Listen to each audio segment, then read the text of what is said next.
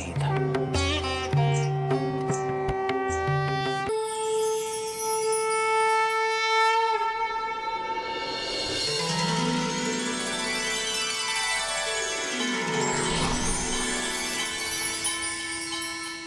चंद्र भी पूर्ण हो गया, बने माथे की शोभा। त्रिलोचन त्रिकाल की जग में लागे अलौकिक है आभा। स्वामी विषपान की है और नीलकंठ कहलाए। जटा में धारण करके गंगा जल की प्यास बुझाए।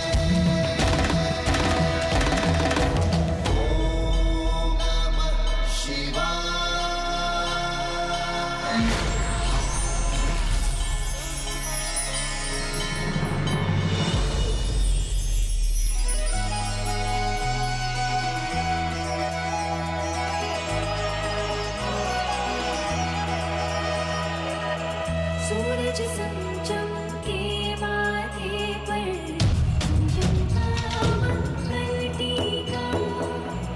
ऐसी शोभा देख के सृष्टि आनंद का हर रंग फीका।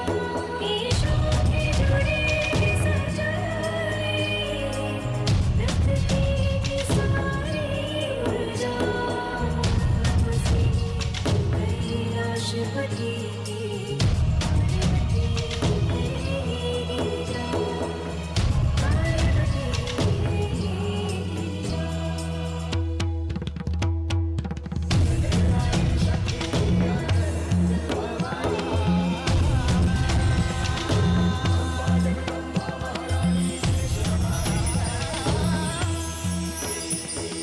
हसमुख स्त्री प्रतीक है एक सुखी संपन्न परिवार का, और माता के लिए परिवार तो पूरी सृष्टि थी। इसलिए महादेव के साथ उनकी हंसी और मुस्कान ने अंधकार को दूर कर एक नवीन सृष्टि को जन्म दिया।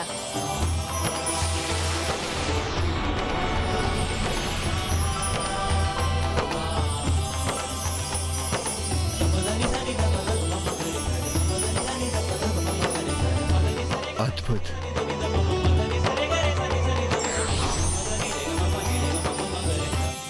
माता ने अपनी मंद मुस्कान से संपूर्ण सृष्टि को प्रकट कर दिया था। पृथ्वी, ग्रह, सूर्य, तारे, आकाश गंगा। किंतु सृष्टि को जीवन हेतु सूर्य देव के प्रकाश की आवश्यकता थी, तो माता ने स्वयं को सूर्य के मध्य आसक्ति नहीं हुई थी। अब उन्हीं महादेव का स्नेह पाकर माता अत्यंत प्रसन्न थी, और उसी प्रसन्नता से माता के शरीर से जो दिव्य तरंगे प्रस्फुटित हुई, उसने अंधकार को दूर कर एक नवीन प्रकाशमय सृष्टि की रचना करने आरंभ कर दी।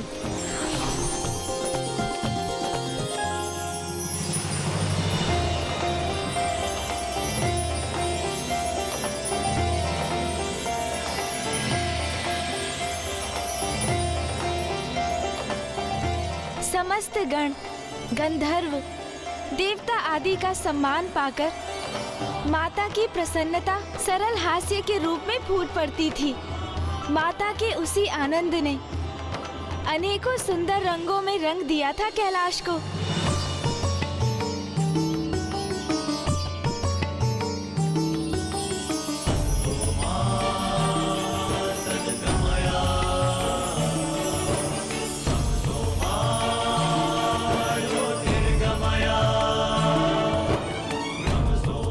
माता के आगमन से समस्त कैलाश में आनंद का नाद गूंज उठा है। ऐसा प्रतीत होता है मानो माता ने एक नवीन कैलाश का सृजन किया हो। मेरी प्रभु से यही प्रार्थना है कि माता सदैव इसी प्रकार से आनंदित रहें, क्योंकि उन्हीं की प्रसन्नता के कारण ही समस्त कैलाश आनंद से झूम उठा है। माता कुष्मांडा की मुस्कुराहट इसकी भी प्रतीक है कि एक नारी की मुस्कान से ही पुरुष का संसार संपूर्णता को प्राप्त करता है। जहाँ नारी प्रसन्न होती है, वो गृह भी प्रसन्नता से परिपूर्ण होता है, और जहाँ नारी दुखी रहती है, उस गृह में सुख और चैन स्थापित नहीं होता। इसलिए नारी को कभी दुखी नहीं करना चाहिए, सदा नारी का सम्मान करना चाहिए।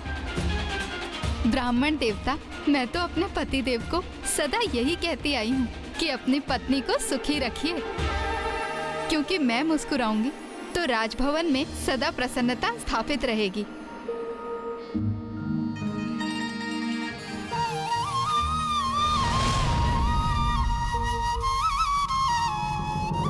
ये कैसी विचित्र विडंबना है कि जिनकी मुस्कुराहट से सृष्टि उजागर हुई, आज उन्हीं माता आदिशक्ति की मुस्कान उनसे छिन चुकी है।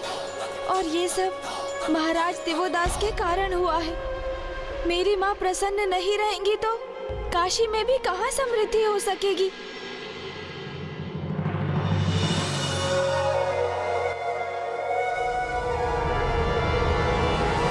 और ये भी कहा जाता है कि जहाँ नारी की पूजा होती है, देवता भी वहीं वास करते हैं। और सत्य तो ये भी है कि नारी ही संसार की शक्ति है। सूर्य ब्रह्मांड की आत्मा है और सूर्य की शक्ति है माता कुष्मांडा।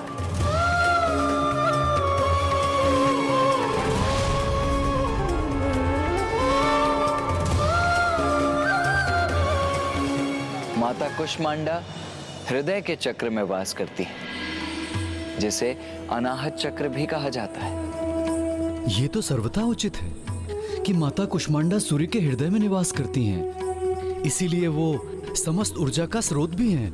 इसीलिए नवरात्रि के चतुर्थ दिवस पूर्ण हृदय से माता कुष्मांडा की पूजा करनी चाहिए। इनकी पूजा से रोग और शोक दोनों का ही नाश होता है तथा आयु, यश, बल और आरोग्य की प्राप्ति होती है और जीवन काल के उपरांत परम पद की भी प्राप्ति होती है। तो आइए अब हम माता कुष्मांडा की पूजा करते हैं।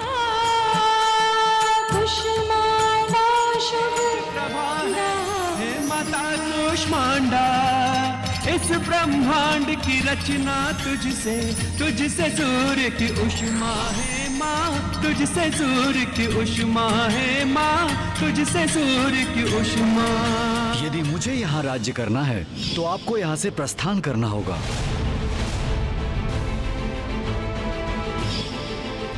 उस दिवस भी जगत पिता महादेव मुझे ऐसे देख रहे थे जैसे अपने प्रिय पुत्र को देख रहे हों।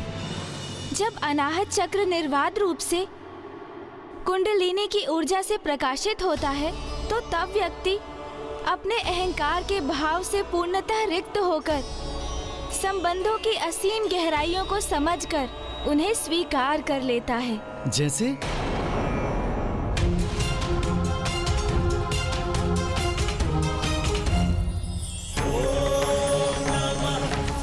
जैसे महादेव केवल ईश्वर ही नहीं, जगत पिता है। वो अहंकार से सर्वथा परे हैं। सभी चराचर जीव उनकी संतानें हैं। यदि उनकी संतान महादेव से कुछ मांग ले तो स्वयं अपार कष्ट सहकर भी वो अपनी संतान को कभी निराश नहीं करते। महादेव, महादेव। प्रतीत होता है कि अनाहत चक्र के प्रकाशित होने से आपको भी इस सत्य का स्वतः आभास हो ही गया कि वो महादेव ही तो है, जगत पिता।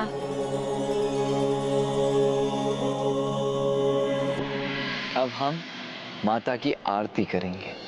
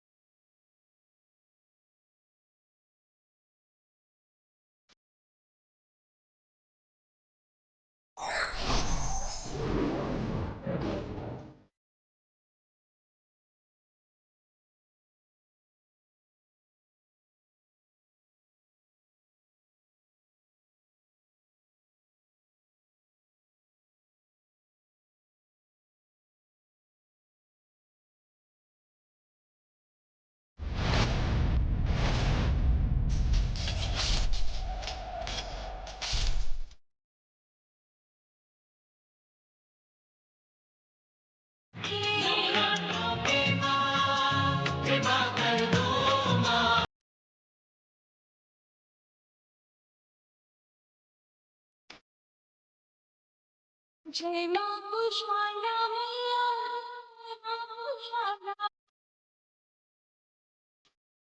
मैया।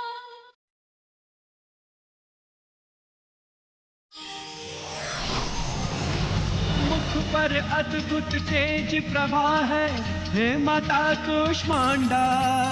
इस ब्रह्मांड की रचना तुझसे, तुझसे सूर्य की उष्मा है माँ, तुझसे सूर्य की उष्मा है माँ, तुझसे सूर्य की उष्मा।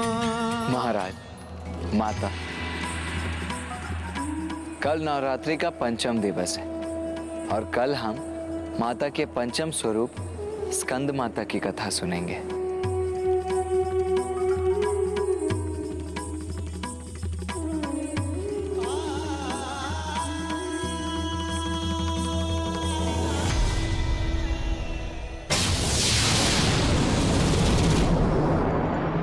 माता, जब प्रत्येक दिवस मैं और भैया महाराज देवोदास और माता सरला को आपकी कथा सुनाते हैं तो हमें इसका एक गहरा आभास भी होता है कि पिताश्री को प्राप्त करने के लिए आपने कितने कष्ट सहे हैं और हम आपकी भक्ति में पूर्ण रूप से डूब जाते हैं। पुत्र, वो कष्ट कहाँ जो मेरे लिए आशीर्वाद बने।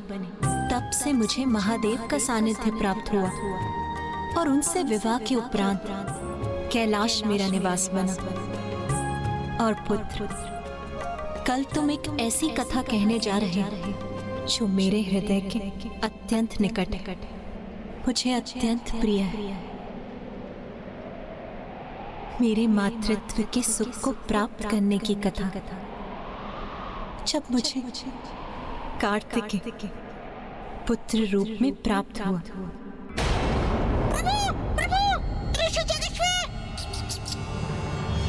क्या हुआ मूषक जी? क्या हुआ है ऋषिवर को? अरे इसी जगह से नहीं हिल रहे हैं, ना कुछ बोल पा रहे हैं। अब प्रतीत होता है उन्हें कुछ हो गया है प्रभु।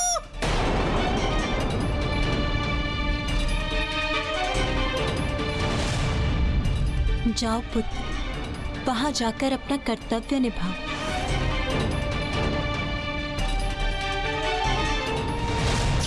आइए प्रभु, देखिए। भैया, ऋषिवर के अभी प्राण शेष है किंतु ये अस्वस्थ प्रतीत हो रहे हैं। हमें शीघ्र ही धन्वंतरी जी का आवाहन करना चाहिए। उचित है गणेश।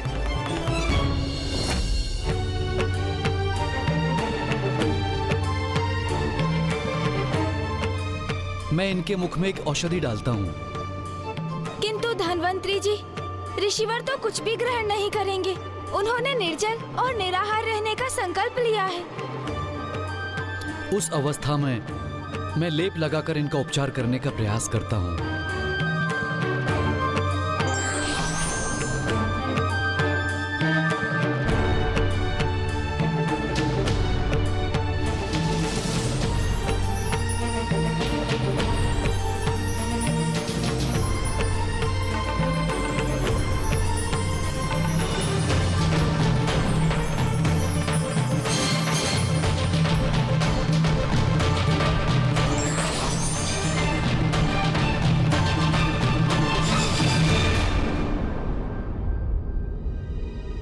गणेश जी, कुमार कार्तिकेय जी, मैंने इन्हें लेप तो लगा दिया है किंतु इनकी अवस्था अत्यंत गंभीर है। बस किसी प्रकार ये जीवित वर हैं। पिताश्री के दर्शन करने के लिए ही ऋषिवर के प्राण रुके हुए हैं। यदि पिताश्री ऋषि जगेश्वर की देहावसान से पूर्व काशी नहीं लौटे तो हम पर ब्रह्म हत्या का दोष लग जाएगा।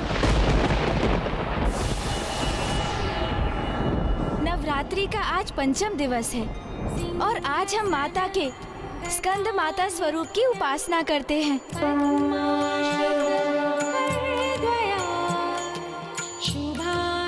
इस स्वरूप में माता पार्वती की गोद में भैया कार्तिकेय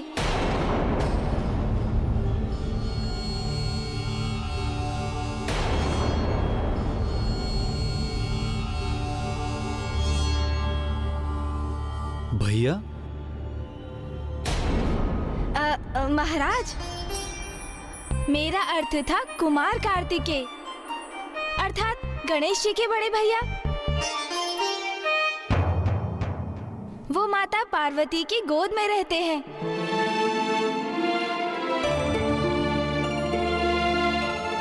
अर्थात माता को इस स्वरूप में मातृत्व सुख प्राप्त हुआ। माता बनने का सुख अवश्य प्राप्त किया उन्होंने, किंतु साधारण नारियों की भांति नहीं।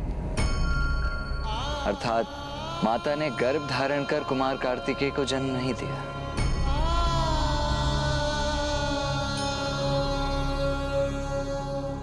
किंतु ये भी तो माँ की ही लीला थी।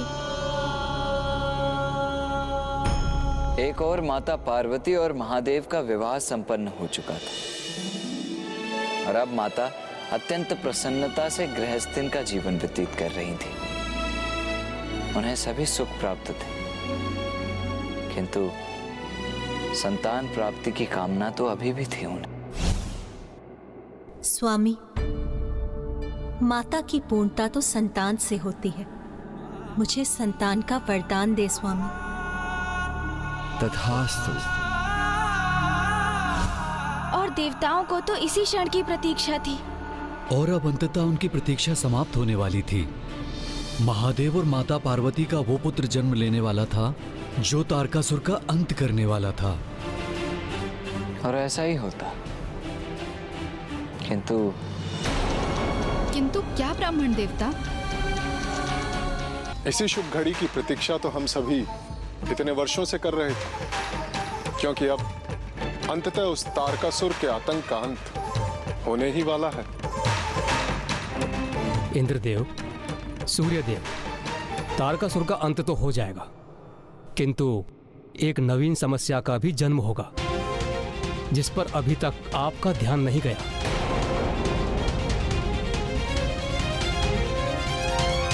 समस्या? कैसी समस्या अग्निदेव? महादेव अतुलनीय बल के सागर हैं और माता आदिशक्ति समस्त ब्रह्मांड में व्याप्त शक्ति की प्रतीक हैं। स्वयं प्रकृति हैं वो। महादेव और माता दोनों अनंत अपार हैं। उनके संयोग से उत्पन्न पुत्र महावीर और महायोद्धा होंगे, जिनकी शक्ति का अनुमान लगाना भी कठिन है। और उनकी अपार शक्ति यदि स्वर्ग पर लक्षित हुई तो कहीं मेरा पद ही मुझसे न छिन जाए।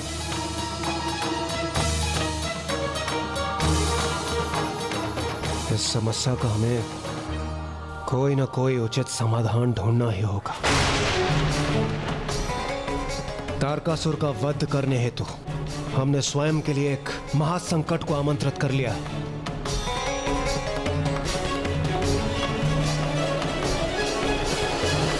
देवराज, अब इसका मात्र एक ही उपाय शेष है।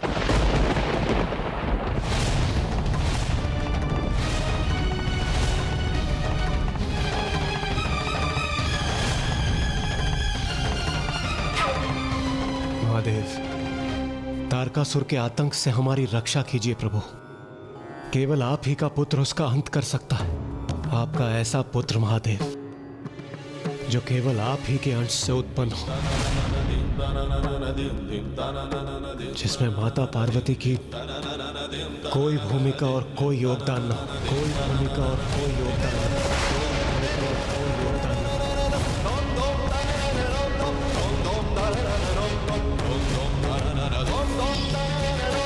हो। स्वामी, माता की पूर्णता तो संतान से होती है।